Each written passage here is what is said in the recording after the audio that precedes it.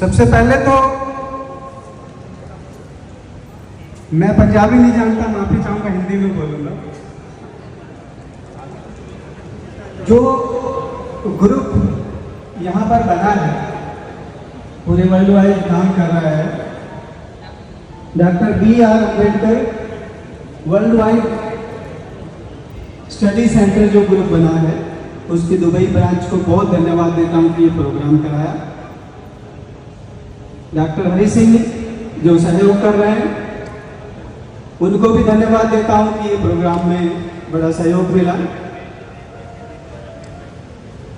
और जो संगम ये हुआ है, आपका जो समागम है, एक तरह से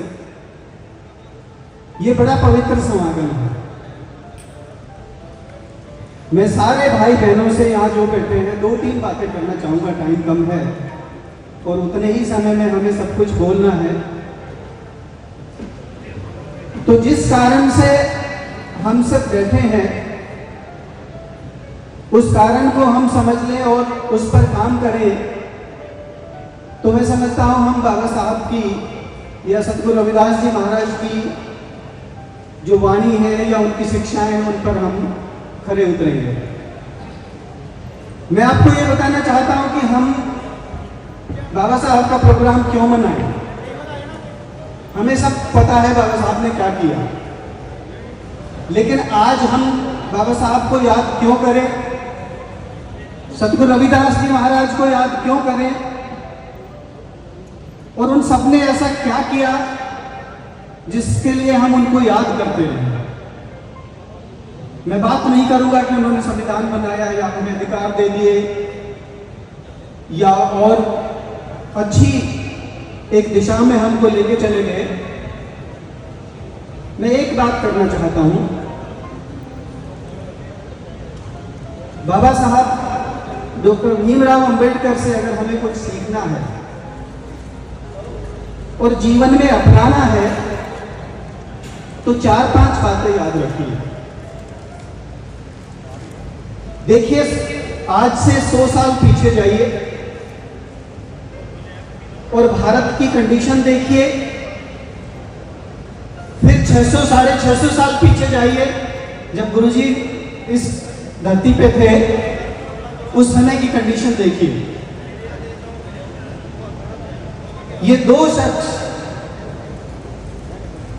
पूरी दुनिया में ऐसे हुए हैं जिन्होंने,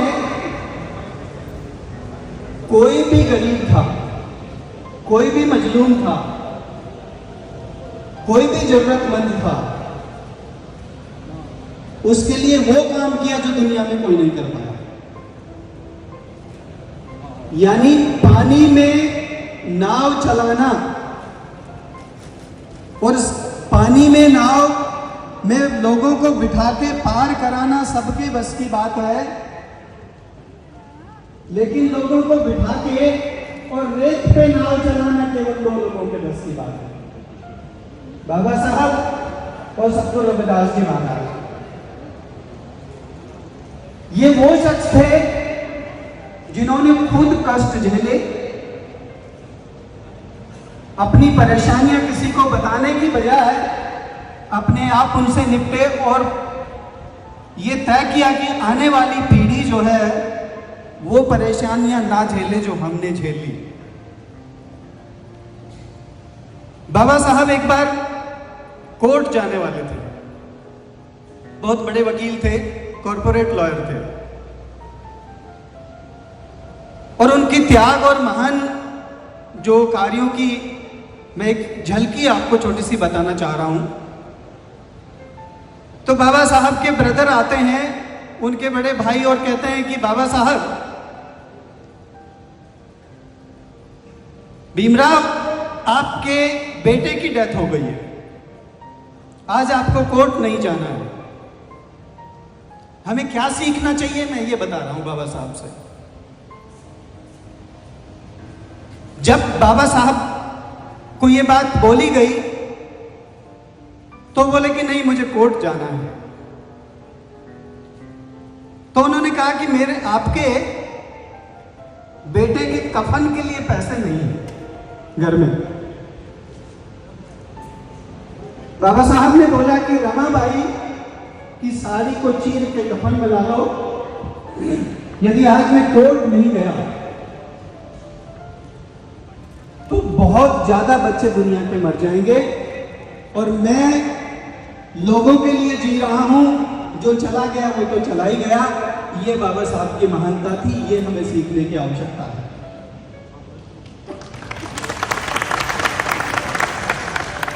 लोग कहते हैं कि दुनिया में बहुत सारे नेता अहिंसक हुए।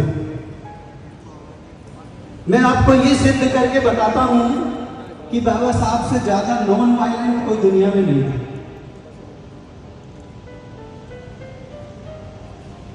1927 महाड़ आंदोलन, आप कभी, मैं सबको आमंत्रित करता हूं, दिल्ली में आइए, मैंने म्यूजियम बनाया है सरकार के लिए 100 करोड़ का। उस म्यूजियम में पूरा आपको ऐसा लगेगा बाबा साहब यही जिंदा है अभी, वहां की दीवारें बोलती हैं। 1927 में बहिष्कृत हितकारिणी सभा के अंदर जब बाबा साहब ने आंदोलन किया, और आंदोलन था पानी पे अपना हक के लिए, बाबा साहब ने तर्क दिया कि जिस तालाब से कुत्ता, गधा, घोड़ा पानी पी सकता है और वो अपवित्र नहीं होता है, तो एक इंसान के वहां पानी पीने से कैसे अपवित्र हो सकता है। बाद में वो बॉम्बे हाई कोर्ट से केस भी जीत के आए, लेकिन मैं उस समय का वाकया बता रहा हूं। दो चीजों का जिक्र करूंगा, महाड़ और कालाराम टेम्पल। बाबा साहब के साथ 10,000 लोग थे। पहले खुद पानी पिया तालाब से, फिर बाकी लोगों ने पिया, और जो उनके खिलाफ थे उन्होंने उन पे आक्रमण किया, उनको घायल किया, पत्थर फेंके, वो जो खाना लेके आए थे उस खाने में मिट्टी मिला दी। और जब बाबा साहब घायल हो गए तो उनके साथ आने वाले बोले कि बाबा साहब आप घायल हो गए, आप एक तरफ बैठिए, आप चले जाइए और हम बदला लेंगे। कितना सुंदर जवाब देते हैं बाबा साहब कि बदला लेना मेरा मकसद नहीं है, बदलना मेरा मकसद है। आप बदलिए लोगों को, हिंसा में नहीं चाहता, मेरे हाथ में लाठी या तलवार नहीं, कलम होनी चाहिए। और ये सुनिश्चित करो कि आने वाली पीढ़ियों के हाथ में भी कलम होनी चाहिए, वो कलम से अपनी तकदीर लिखें। ये बात हमें सीखनी चाहिए, और मुझे खुशी है आप लोग बाबा साहब को फॉलो करके यही चीज सिखा रहे हैं।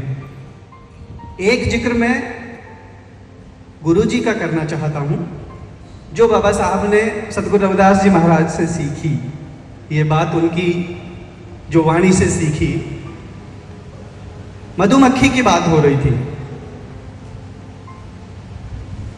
मधुमक्खी समूह में रहती है, ये तो हमें भी पता है,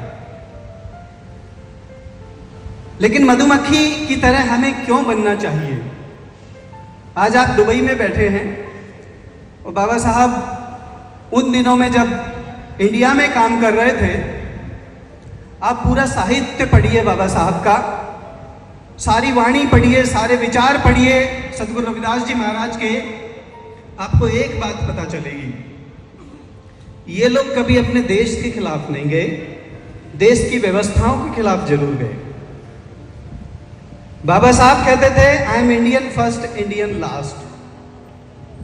जिस तरह से हम दुबई में रह के दुबई का विरोध नहीं कर सकते, उसी तरह से मैं आप सब लोगों से एक विनती करता हूं कि जहां भी दुनिया में जाएं, वहां ये जरूर बताएं कि मेरा भारत महान है और मैं भारत का हूं। तो मधुमक्खी से हमें हर परिस्थिति में मिठास भरने की, उस मिठास को कौन खाएगा ये छोड़ दीजिए, वो सीखना चाहिए। दल में रहना सीखना चाहिए, समूह में काम करना सीखना चाहिए। और मैं अगली बार आऊं तो मैं बहुत खुश हूंगा कि अबू धाबी और यहाँ के सारे लोग एक साथ मिलकर काम करें। और एक अंत में एक बात और सीखनी चाहिए मधुमक्खी से, जो आपने अच्छी तरह सीखी हुई है कि मधुमक्खी को यदि किसी ने छेड़ दिया तो वो बता देगी कि हम कौन हैं। मैं, समय का अभाव है, बातें बहुत सारी करने की थी, लेकिन आप सबसे यही विनती करूंगा कि एक बार दिल्ली घूमिए, बाबा साहब का म्यूजियम देखिए और उससे प्रेरणा लीजिए और एक ही बात को आगे लेके चलना है। ये देश हमारा है, हम देश के हैं और हम अपना हक किसी तरह भी ना छोड़ेंगे, ना किसी को लेने देंगे और अपने हक की लड़ाई बाबा साहब के तरीके से लड़ते रहेंगे। जय गुरुदेव, जय भीम।